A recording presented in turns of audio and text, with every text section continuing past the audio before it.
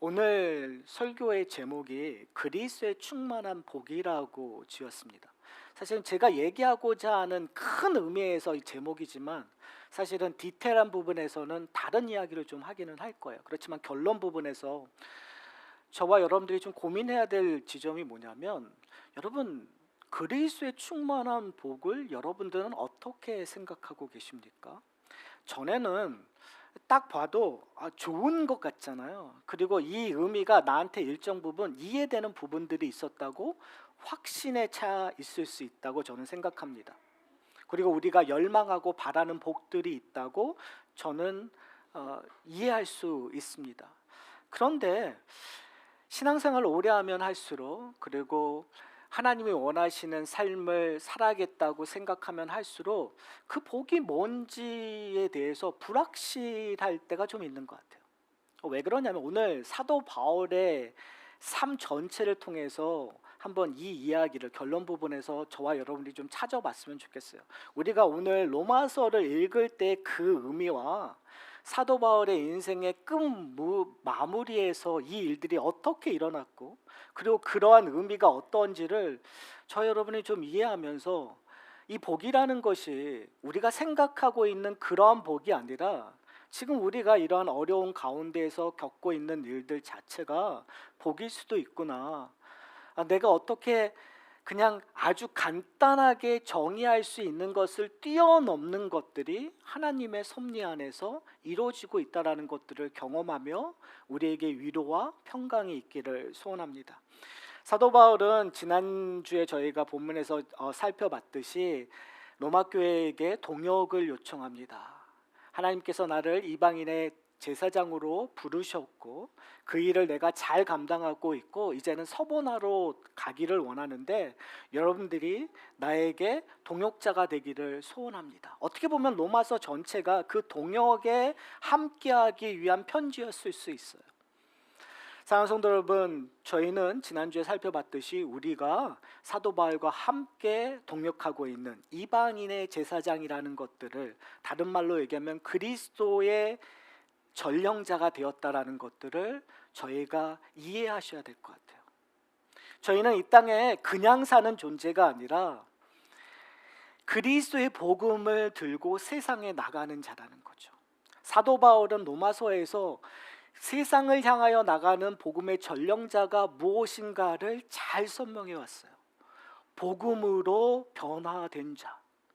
세상에 나갔었을 때 그리스도로 주어지는 그 은혜 때문에 기쁨과 평강으로 나가는 자가 그리스도의 전령자라는 거죠. 그렇기 때문에 우리는 화목하고, 그렇기 때문에 사랑해야 되고, 그렇기 때문에 연약한 자를 받아들이는 자, 하나님의 사랑을 드러내는 자로 부르심을 받았다는 거예요. 그것은 우리의 가정뿐만이 아니라 교회 공동체뿐만이 아니라 세상을 향하여서도 그리스도의 전령자로 우리의 삶을 하루하루 살아가야 된다는 거, 저와 여러분들이 기억했으면 좋겠습니다. 그 이야기에 이제 부연 설명을 사도 바울이 하고 있는데요, 우리에게 아주 중요한 삶을 나눈다라는 것이 무엇인가에 대한 이야기를 하나를 해주고 있어요. 25절에 보면 이렇게 얘기해요. 그러나 이제 내가 성도를 섬기는 일로 예루살렘에 가노니, 그러니까 사도 바울이 얘기하고 있는 이 성도를 섬기는 일이 어떤 의미에서는 그리스도의 충만한 복 중에 하나일 거예요. 저와 여러분들이 성도를 섬기는 일이 우리에게 은혜가 되고 기쁨이 되고 복이 되기를 소원합니다. 그렇다면 그것이 무엇인가를 26절에 이렇게 설명하고 있어요.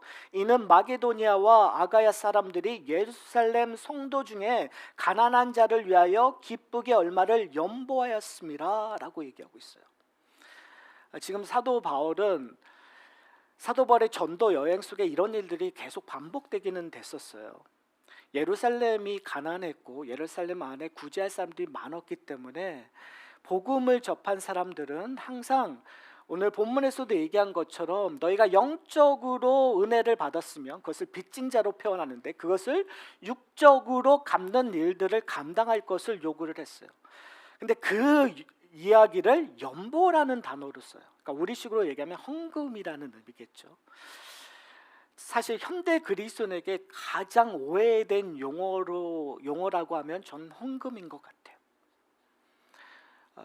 그리고 우리가 잘 그 연보의 의미, 헌금의 의미를 잘못 사용하고 있는 것이 우리의 신앙의 문제점. 사실은 어떻게 보면은 천주교에서 종교 개혁했었을 때 트리거가 되는 사건은 사실은 면죄부의 사건이거든요. 근데 그 면죄부는 어떤 의미에서 연보였고 헌금이었어요. 그 연보와 헌금의 목적이 잘못되었을 때 일어나는 인간의 부패성, 인간의 문제점을 가장 잘 보여주는 것이 면죄부의 사건이었거든요. 사랑하는 성도 여러분, 사실은 제가 헌금 설교를 저희 교회에서 해본 적이 거의 없죠. 그렇죠. 근데 이게 헌금 설교가 될 수도 있겠다는 생각을 제가 잠깐은 했어요. 여러분, 저는 헌금 선교라 함은 우리의 일부분을 드리는 것이 우리의 헌금이라고 생각하지 않습니다. 저는 아까 예배에 부름을 했었을 때 우리의 11조는 우리의 처음 것들을 드리는 행위예요. 그러니까 6월절 사건에서 장자를 드리는 것이 그들의 모두를 드리는 하나님 앞에 백성이라는 것들을 고백했던 것처럼 우리의 헌금은 어떻게 보면 우리의 자그마한 거지만 우리의 전체를 드리겠다는 고백이라는 거죠. 그런데 그걸 드린다는 행위 자체만 헌금이 중요한 것이 아니라 그것이 쓰여지는 것이 중요해요. 우리의 헌금이 어떻게 쓰여지고 있는가, 우리는 그 헌금을 어떻게 사용하는 것이 유용한가에 대한 고민도 해야 된다는 거죠. 그런 의미에서 우리는 이웃을 돕는 것들, 구제하는 일들을 헌금이 아니라 어떻게 보면은 도네이션 하는 개념으로 우리는 이해하는 것 같아요. 그러나 교회에서는 이 구제하고 누군가를 돕는 일들은 헌금의 가장 중요한 파트를 하고 있다는 것들을 저와 여러분들이 이해했으면 좋겠어요. 왜냐하면 돕는 사람이 하나님의 백성이기 때문에 그래요. 하나님께서 그 하나님의 나라의 백성들에게 일용한 양식을 제공하겠다라는 하나님의 약속을 지키는 일들이에요. 누구를 통해서? 하나님의 지체들을 통해서, 하나님의 백성들을 통해서. 그런 의미에서 지금 오늘 본문에서 이야기되고 있는 내용들은 너무나 중요해요. 이 연보라는 이 단어를 직역하면 코이노니아가 됩니다. 그러니까 이 사도 바울이 지금 이 자발적인 연보, 헌금을 코이노니아, 다른 말로 얘기하면 공동의 목으로 생각했던 거예요. 근데 이 헌금은 내가 드리는 것이고, 어떤 의미에서 이제 저희 교회는 사실은 이 헌금이 간단하죠. 그런데 이제 헌금의 그 부류가 여러 종류가 있는 데가 있어요. 어떻게 보면 우리 중에 좀 조심해야 될 부분들이 이 지정헌금, 그러니까 지정헌금이 납다른 것이 아니라 우리가 좀 고민해야 되는 것이 뭐냐면, 개인이 헌금했었을 때 그것을 지정한다라는 의미가 좋은 의미도 될 수 있지만 개인의 노력, 개인의 물질임을 그냥 드러내는 부분들이 있거든요. 오늘 본문에서 얘기하고 있는 연보라는 건 내가 드렸지만 누구의 목이라는 거예요? 공동의 목이라는 거예요. 그러니까 내가 드렸지만 내 것이 아니라는 것들을 고백하는 거예요. 사랑하는 성도 여러분, 그건 뭘 얘기하냐면 내가 지금 갖고 있는 물질은 내 것이 아니라는 고백이기도 돼요. 누구의 것인 거죠? 하나님의 것이에요. 그러니까 우리가 헌금을 한다는 건 내 것을 드리는 것이 아니라 하나님의 것을 드리고 하나님의 것을 하나님이 원하시는 대로 쓰겠다라는 거, 그것이 연보의 가장 중요한 핵심이거든요. 그러니까 지금 우리가 연보를 드렸을 때 지금 사도 바울이 얘기하고 있는 것은 뭐냐면, 이 연보가 공동의 목이기 때문에 하나님의 백성들이라는 큰 공동체 안에서 이게 얼마나 사도 바울이요 공동체의 의미를 확장하는가를 한번 생각해 보세요. 현대 그리스도인은 내 교회만 생각해요. 뭐 우리 식으로 얘기하면 하산학교회만 잘 되면 돼, 하산학교회만 편하게 살면 돼, 하산학교회만 즐기고 행복하면 돼가 되게 많은 그 주류의 느낌처럼 들 때가 참 많아요. 그러나 성경에서는 하사나 교회만이 아니라 모든 교회를 얘기해요. 노마에 사는 모든 교회, 그리고 노마에 사는 교회가, 그리고 이 마게도니아와 아가에 있는 교회가 예수 그리스도 안에서 이 세상의 모든 교회가 한 교회이기 때문에 돕는 일들을 하는 거죠. 그러니까 이 공동의 목이라는 건 이 하사나 교회만 공동의 목이 아니라 모든 교회가 공동의 목이 돼버리는 거죠. 전 그런 의미에서 저희가 개축하면서 추수감사절 때마다 저희가 했었던 일들이 참 감사해요. 저희가 추수감사절에 드렸던, 감사 주일날 드렸던 헌금은 저희가 지정한 곳에 함께 나누거든요. 저희가 이제 12월 달에 9주년이 되는데 지난 8년 동안 매번 저희가 지정한 곳에, 저희와 아무 관계가 없는 곳에서도 저희의 헌금, 저희의 연보를 공동의 목입니다라고 고백하는 행위를 저희가 했었어요. 근데 저는 여러분들에게 더 도전하고 싶어요. 우리가 이런 일들이 우리의 중심에 섰으면 좋겠어요. 그러니까 우리가 어떻게 하는 게 어떠면 우선순위의 후에 있는 것이 아니라, 그냥 우리가 남아서 하는 것이 아니라, 우리가 좀 부족해도, 우리가 좀 덜 써도 이 공동의 목으로 다른 교회라든지 아니면 소외된 사람이라든지 이 세상에 나누는 일들, 그것들을 사실은 사도 바울은 동역을 요구하는 거거든요. 오늘 본문에서 사도 바울이 이런 일들을 하는 일에 있어서 이 로마 교회에게 요청을 합니다. 요청을 보면 이렇게 얘기하고 있어요. 30절을 볼게요. 형제들아, 누구를 얘기하는 거죠? 로마 교회의 성도들에게 얘기해요. 형제들아, 내가 우리 주 예수 그리스도와 성령의 사랑으로 말미암아 너희를 권하노니. 저는 사도 바울의 이 문장이 참 마음에 와닿아요. 왜 그러냐면 계속 그런 얘기하잖아요. 하나님의 모든 자비하심으로 너에게 권하노니. 그 말의 숨은 뜻은 뭘까요? 우리가 이 일들에 익숙하지 않는다라는 거예요. 우리가 이런 일들을 잘 못하고 있다라는 거예요. 우리가 이런 일들에 관심이 없다라는 얘기예요. 사랑하는 성도 여러분, 우린 동역하는 거 쉽지 않아요. 제가 이제 목회를 시작할 때쯤 이민교회에서 되게 유행이었었던, 그러니까 제가 98년에 신학교를 들어갔는데 그때 되게 유행이었었던 사역의 샘플들이 있어요. 모델들이 있었어요. 그게 뭐냐면 동역하는 거였어요. 그러니까 팀 미니스트리라고 해가지고 함께 사역하는. 근데 처음에는 그런 일들이 잘 일어날 줄 알았는데요, 사실은 성공한 케이스들이 별로 없어요. 동역이라는 건 쉽지 않아요. 두세 사람이 마음을 맞춰서 간다라는 건 쉽지 않아요. 여러분, 성도들이 한 마음을 모아서 한 곳을 바라보고 신앙생활하는 거 쉬울까요? 어려울까요? 쉽지 않아요. 그런 것들이 일어난다는 것이 축복이고 그리고 은혜인 것 같아요. 근데 오늘 사도 바울은 지금 뭐라고 얘기하냐면 우리의 능력으로 권하는 것이 아니라, 내 능력으로 당신한테 권하는 것이 아니라 뭐라고 얘기하죠? 우리 주 예수 그리스도와 성령의 사랑으로 말미암아 권한다라고 얘기해요. 너희가 이런 일들에 좀 부족하지만 하나님께서 성령을 통해서 이런 일들을 끌고 가실 거라는 확신들이 사도 바울에게는 있었기 때문에 그래요. 그렇게 요구하는 권면이 뭐죠? 이렇게 얘기합니다. 너희 기도에 나와 힘을 같이하여 나를 위하여 하나님께 빌어달라는 거예요. 함께 기도하자라는 거예요.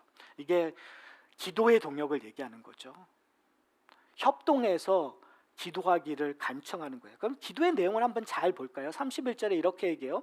나로 유대에서 순종하지 아니하는 자들로 건짐 받게 하고, 지금 3차 전도여행을 끝나고 이제 예루살렘으로 돌아가는 이 과정에 있어요. 그런데 이 과정마다 사도 바울은 자기의 목숨이 위태울 정도로 유대인들의 핍박을 받았었거든요.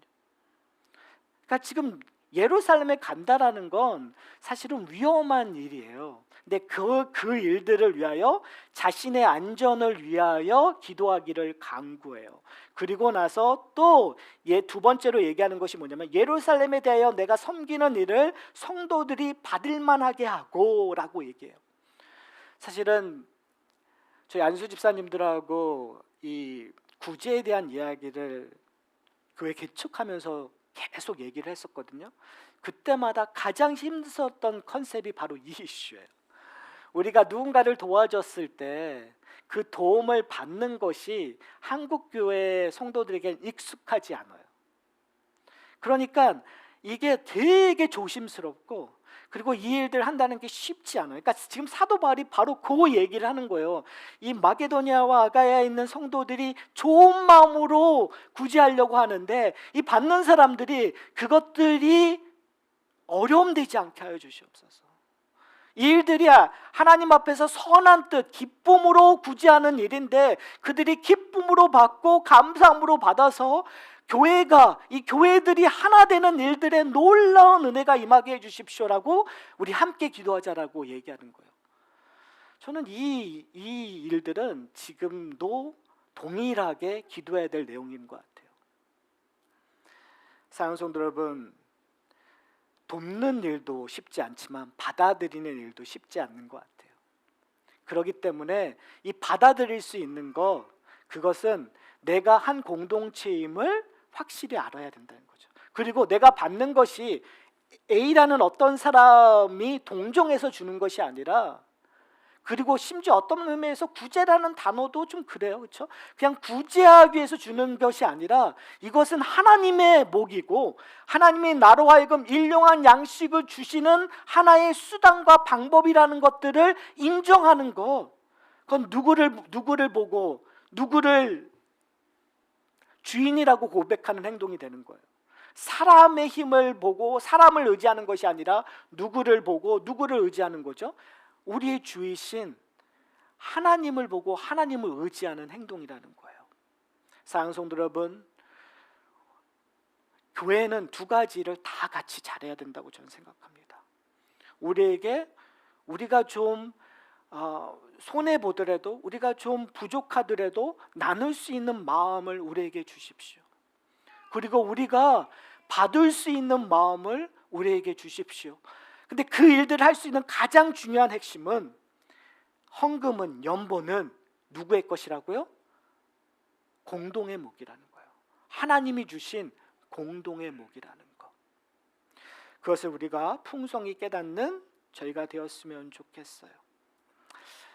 오늘 본문에서 맨 마지막 절에 사도 바울이 이 권면하는 내용들, 우리가 노마교회하고 같이 나누고 싶어하는 세 가지 이야기를 합니다. 저는 이것이 어떤 의미에서 그리스도의 충만한 복이라고 생각하는데요.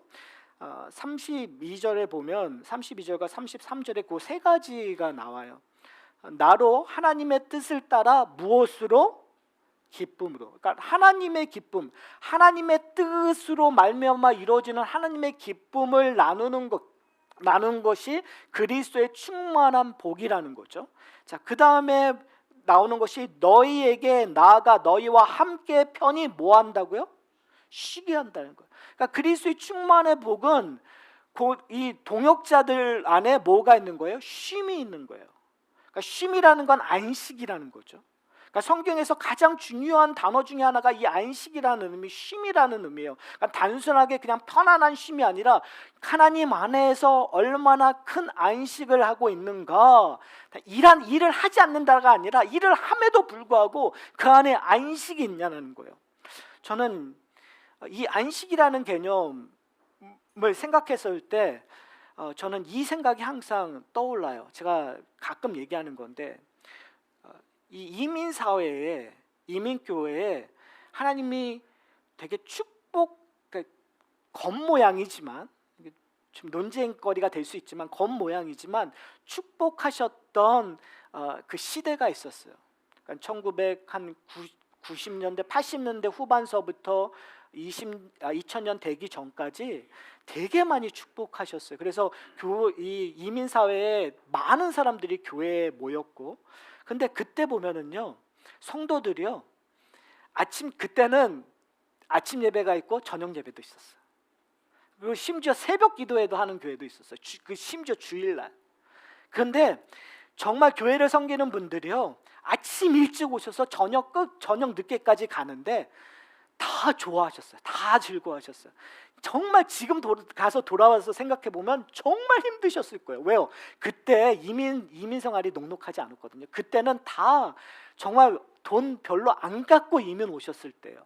그러면 정말 주 6일 세상에 나가서 정말 힘들게 일하셨는데 주일날 오셔가지고 아침 수업부터 점심 식사 만드시고, 그리고 봉사할 거 다 봉사하시고 가시는데 그 다음날 가셔서 정말 또 생활을 할 수 있는 힘과 에너지를 얻고 가셨다는 고백들이 그 당시엔 있었어요.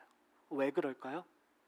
저는 안식이 그때 주어졌기 때문이라고 생각해요. 하나님이 영적으로 주시는 그 하나님의 안식이 내가 이 땅을 살아갔을 때 육체적인 고통을 이겨버린 케이스예요. 그때 공동체의 힘들이 되게 파워풀했었어요. 뭐 신학적으로 어쨌든 뭐를 어쨌든 다 부정적인 걸 제하고 긍정적인 부분으로만 봤었을 때, 사랑하는 성도 여러분, 우리에게 안식이 있습니까? 그리스도로 충만한 복들이 주어지고 있습니까? 그 다음에 33절에 보면은 무엇에 하나님이 너희와 모든 사람과 함께 있을지어다 평강의 하나님. 그러니까 기쁨과 안식이 있으면 그 다음에 나오는 것이 평강이에요. 이 세 가지는 함께 나오는 일들인 것 같아요. 그러니까 그리스도의 복은 우리의 삶 속에서 기쁨이 나오고, 그리고 안식이 주어지고, 쉼이 주어지고, 그리고 평강의 능력들이 우리 가운데 일어나는 거죠. 저는 이 하산학교의 공동체 안에 그리스도의 충만한 복이 풍성히 임하기를 소원합니다. 여기까지는 좋아요. 그렇죠? 근데 사실은 제가 오늘 설교 처음 시작하면서 그 의미가 다르게 와닿을 수 있다는 얘기를 했었어요.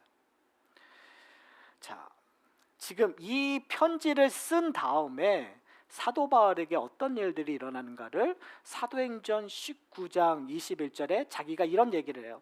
마게도니아와 아가야에서의 헌금을 가지고 내가 로마에 갔다가 그 다음에 서번하러 가고 싶다는 얘기를 19장 21절에 해요. 그리고 21장서부터 예루살렘으로 가는 이야기들을 하고 있어요. 근데 예루살렘에 가는 에베소 20장의 에베소 장로들에게 눈물을 흘리면서 그들에게 경고하고 권면을 한 다음에 21장에 드디어 예루살렘으로 가요. 근데 예루살렘에 가는데 갑자기 분위기가 바뀌기 시작해요.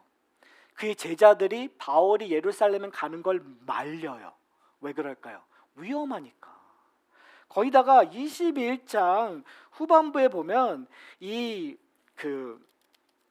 갑자기 선지자가 나와서 이런 이야기를 해요.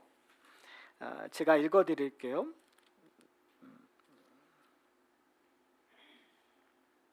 자, 10절서부터 읽어드릴게요. 21장 사도행전. 여러 날에 머물러 있더니 아거보라는 한 선지자가 유대로부터 내려와 우리에게 와서 바울의 띠를 가져다가 자기 수족에 잡아 매고 말하기를, 성령이 말씀하시되 예루살렘에서 유다인들이 이같이 이 띠를 임자를 결박하여 이방인의 손에 넘겨주리라 하거늘, 우리가 그 말을 듣고 그곳 사람들과 더불어 바울에게 예루살렘에 올라가지 말라 권하니. 아가보라는 선지자가 와서 또 올라가면 잡힌다라는 얘기를 해요. 그러니까 제자들이 그러면 가지 마십시오라고 얘기하는 거예요. 그런데 사도 바울은 가나요, 안 가나요? 가요. 그러면 지금 로마서에서 얘기했었던 그 기도, 분명히 사도 바울이 기도를 요구하잖아요. 내가 나를 대적하는 자들로 하여금 건짐을 받을 수 있도록 하는. 그런데 지금 분명히 건짐의 제스처가 보여지는 것처럼 보여지잖아요. 그런데 지금 사도 바울은 그걸 거절하고 간단 말이에요. 왜요? 하나님의 뜻이 있다고 생각을 한 거예요. 그리고 결론적으로 붙잡혀서 정말 고생해서 어디로 가죠? 로마로 가요.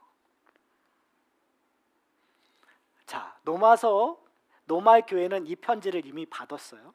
그리고 고대했겠죠. 나는 사도 바울과 이러한 교제를 하고 지금 여기서 얘기하고는 그리스도의 충만한 복을 서로 나누는 그 사귐을 갖고 싶다라는 기대를 했었을 거예요. 근데 사도 바울이 어떠한 모습으로 로마에 도착하죠? 죄수로 로마에 도착해요. 여러분, 그런데 되게 아이러니한 것이 뭐냐면 사도행전의 맨 마지막이 어떻게 끝나냐면 사도행전 28장 끝을 보면은요, 사도 바울이 로마에 간 다음에 어떤 일이 나면 로마에서 자택연금을 당합니다. 그러니까 곧장 감옥에 갇히는 것이 아니라 자택에 갇히는데 그곳에서 놀랍게도 그리스도의 말씀을 전파하는 일들이 일어나요. 그러니까 하나님의 놀라운 섭리겠죠. 그러니까 우리가 생각하는 것과 전혀 다른 방향으로 흘러서 궁극적으로 어떤 일이 일어나냐면 자택 감금을 받는 그 상황에서 어떤 일이 일어나냐면요, 하나님의 뜻을 따라 기쁨으로 너희와 기쁨을 나누고, 그리고 편안한 쉬게함, 안식을 나누고 평강의 하나님을 나누는 일들이 일어나는 거예요. 심지어 자택연금이 끝나고 감옥에 갇힌 후에 사도 바울은 빌립보서를 쓰게 됩니다. 그 빌립보서에서 뭐라고 얘기해요? 감옥에서 갇혔는데 불평불만을 하는 것이 아니라 그리스도의 복음으로 기쁨을 나누는 일들은 사도 바울이 하고 있는 거예요. 제가 왜 이런 얘기를 하냐면요, 우리가 조금 전에 생각했던 그리스도의 충만한 복은 우리가 생각하고 있는, 맞아, 그리스도의 뜻을 따라 기쁨, 내가 예수 그리스도를 잘 순종하면 이러한 축복들이 올 거야 생각하고 있는, 그것이 물질적이거든 아니면 그것이 영적이든 어떠한 여러분이 생각하는 그 기쁨하고 전혀 다른 방향으로 흐를 수 있다는 거예요. 여러분이 생각하고 있는 그 쉼, 그거와 전혀 다른 방향으로 사도 바울의 인생은 흘렀어요. 여러분이 생각하는 그 평강, 평안, 피스하고 전혀 다른 방향으로 사도 바울은 흘렀어요, 그의 인생이. 그러면서 저는 다니엘서 얘기하고 있는, 그렇게 하시 아니할지라도, 어떻게 보면 우리 신앙의 그리스도의 풍성한 복은요, 그리하지 아니하실지라도,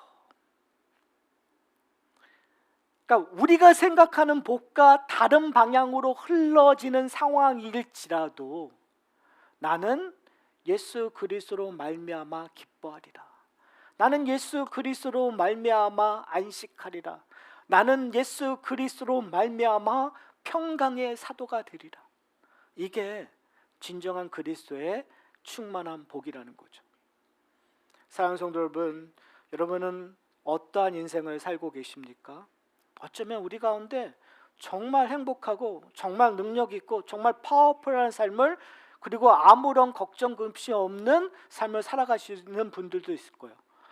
정말 그 가운데서 하나님의 뜻이 무엇인지 기쁨을 풍성히 누리기를 축복합니다.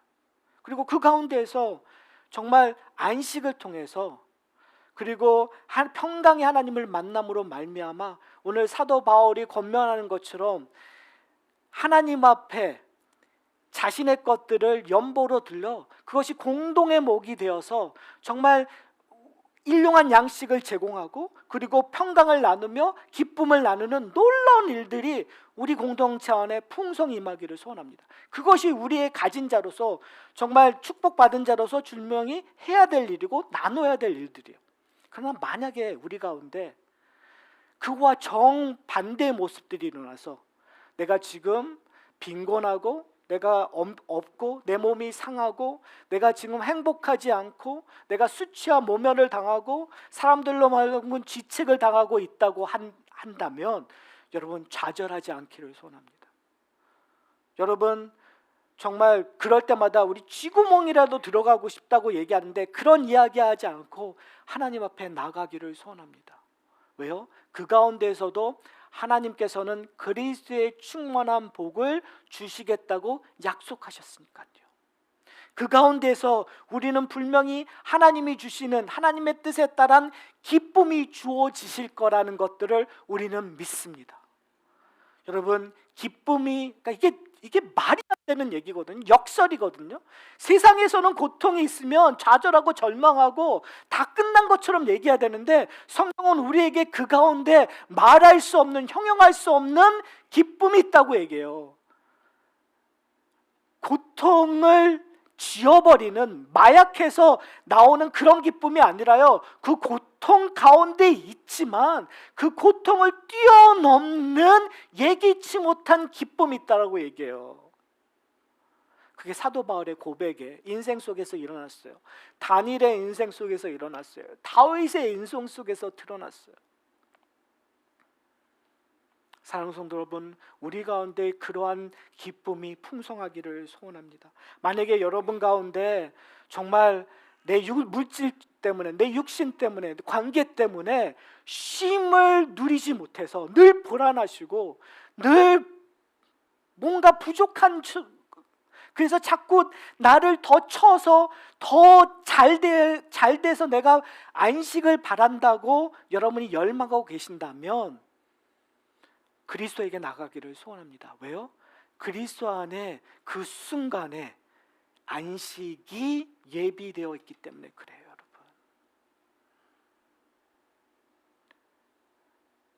그게 성경에서 얘기하고 있는 거예요. 그게 성령이 우리에게 가르쳐 주는 거예요, 여러분. 여러분이 우리는 항상 그렇게 얘기하는 것 같아요. 어떻게 보면 사탄의 전략일 수 있는 것 같아요. 네가 이거를 쟁취해야 쉴 수 있다. 네가 적어도 이 정도의 물질을 갖고 있어야 네가 쉴 수 있다. 네가 이 정도의 건강을 갖고 있어야 네가 안식할 수 있다. 네가 이 정도의 관계를, 행복한 가정을 가져야, 이러한 친구들과의 관계를 가져야 너는 쉴 수 있다, 안식할 수 있다고 사탄은 우리에게 얘기하고 있어요. 그러나 그렇지 않아요, 여러분. 세상이 무너지고 어떠한 가운데서도 우리가 하나님 앞에 있다면 안식할 수 있다고 성령께서, 성경은 증거하고 있어요. 문제는 뭐냐면 우리가 그곳으로 가고 있지 않는다라는 거예요. 불안하고 불편하고 어려우면 우리는 우리를 의지하고 우리의 힘으로 무언가 해결하려고만 하지 진작 하나님을 찾지 않고 있는 우리를 발견하기 때문에 그렇습니다. 사랑하는 성도 여러분, 지금 사도 바울이 우리에게 권면하는 것처럼 하나님과 그 성령의 사랑으로 말미암아 지금 강권하고 있는 거예요, 여러분. 하나님께 나가십시오. 그 자리에 하나님이 이미 여러분과 함께하고 계신다라는 걸 잊지 마시고 하나님 앞에 나가십시오라고 얘기해요.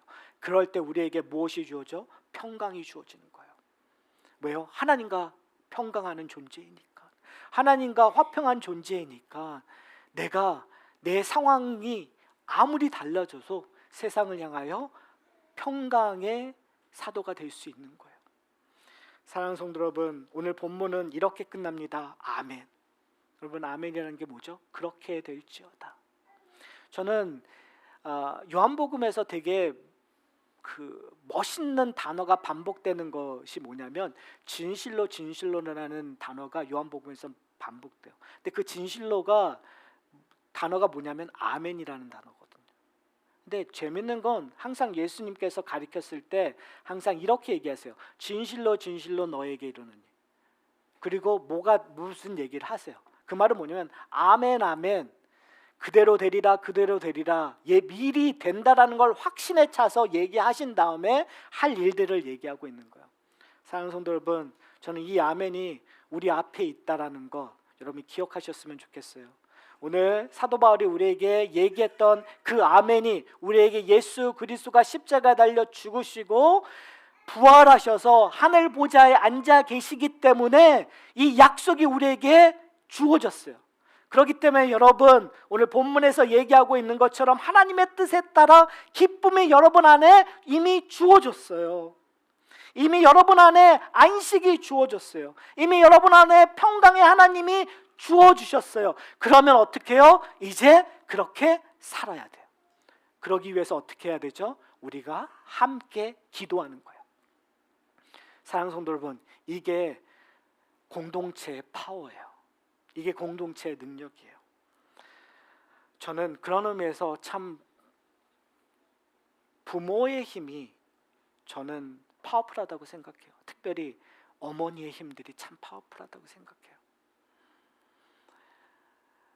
사실은 우리가 된 거, 그러니까 성도가 우리가 성도로서 지금 이만큼 온 거는 우리의 어머니의 기도 때문에 이만큼 온 거 아닌가요?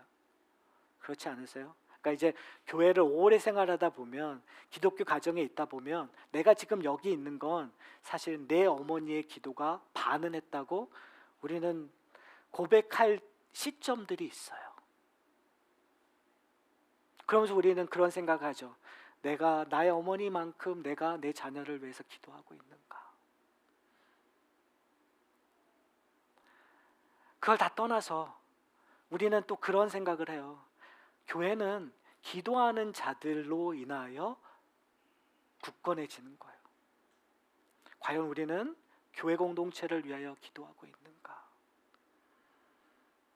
여러분, 세상이 힘들고 세상에 전쟁과 기근이 있었을 때 성도들이 해야 될 것은 뭘까요? 저는 기도하는 거라고 생각해요. 하나님, 언제까지입니까? 언제까지 이러한 전쟁을 통해서, 이러한 기근을 통해서 하나님, 이렇게 사람들이 죽어가고 어려운 공경 속에 있어야 됩니까? 요한계시록에 있었던 그러한 기도들이 우리 공동체 안에 일어나기를 소원합니다. 우리 어머니가 했던 기도처럼 우리가 기도하기를 소원합니다.